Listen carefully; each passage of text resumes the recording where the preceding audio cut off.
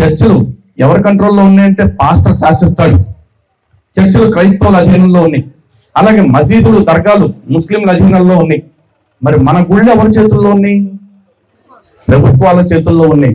ఆ ప్రభుత్వాల చేతుల్లో ఉంటే మరి మిగతా వాళ్ళు అందరూ ఎవరికి నచ్చినప్పుడు చర్చిలకు వెళ్తున్నారు, ఎవరికి నచ్చినప్పుడు వాళ్ళు మసీదులకు వెళ్తున్నారు. కానీ మనం గుడికి వెళ్తే మాత్రం బయట బండి పార్క్ చేయాలంటే డబ్బులు కట్టాలి, బయట చెప్పులు పెట్టుకోవాలంటే డబ్బులు కట్టాలి, లోపల గుడికి వెళ్ళి దర్శనం చేసుకోవాలంటే దర్శనం టికెట్ కొనుక్కోవాలి. విఐపి టికెట్ ఒక రేటు, వివిఐపి ఒక రేటు, ప్రోటోకాల్ అయితే ఒక రేటు. ఇది కాకుండా అష్టోత్తరానికి, శతనామావళికి, లేకపోతే అభిషేకానికి అన్నిటికీ ఒక రేటే. అన్నీ చేసుకుని దర్శనం చేసుకుని బయటకు వచ్చిన తర్వాత ప్రసాదం తినాలంటే ప్రసాదం కూడా కొనుక్కునే తినాలి. లడ్డు 10 రూపాయలు, పులిహోర 10 రూపాయలు రేట్లు పెడతాడు.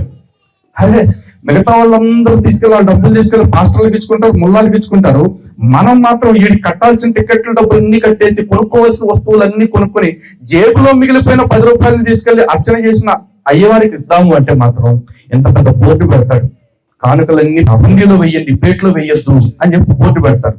మనం ఇన్కమ్ ట్యాక్స్ కడుతున్నాం, జిఎస్టీలు కడుతున్నాం, ఇంకా ఏదైనా ఇండైరెక్ట్ ట్యాక్సెస్ ఉంటే అన్ని కడుతున్నాం. ప్రతి వస్తువు మీద నీకు కట్టాల్సిన టికెట్లు కట్టేసాం, కొనాల్సిన ప్రసాదాలు కొనేసాం. నా జేబులో నేను సంపాదించుకున్న డబ్బు నేను ఎవరికి ఇవ్వాలో కూడా నువ్వే చెప్తావా? నా డబ్బులు నేను ప్లేట్లో కాకపోతే తీసుకెళ్లి ఏట్లో వేసుకుంటాను రా, నా కష్టం అది, నువ్వెవరో కాదంటానికి. నా గుడి మీద నువ్వు పెత్తనం చేయటువంటి, నా గుడిని నా ఇష్టానికి వ్యతిరేకంగా కబ్జాలో పెట్టుకున్న ప్రభుత్వాలు నా గుళ్ళో నేను ఎలా బతకాలో కూడా చెప్తుంది.